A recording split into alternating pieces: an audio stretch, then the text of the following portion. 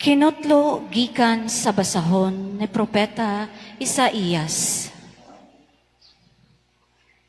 Duyog sa kalipay sa Jerusalem, o pagsadya tungod kaniya, kamong tanan nga nahigugma kaniya, duyogin ninyo siya sa kalipay. Kamong tanan nga nagbangutan tungod kaniya, aron kamo mususo ug mabusog sa iyang mapinanggaong dughan.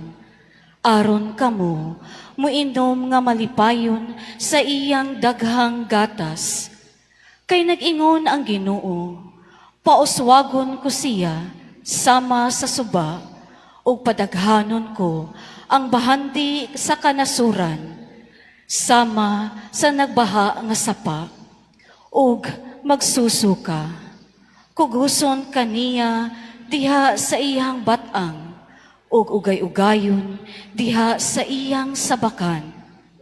Ingon sa anak nga lipayon sa iyang inahan, lipayon ko usab kamo didto sa Jerusalem. Hindi kakita ninyo niini, magmalipayon kamo, ug musanay kamo ingon sa balili. Masayran unya nga ang gahom sa Ginoo anaa sa iyang mga alagad ug pahamtangan niya sa iyang kasuko ang iyang mga kaaway.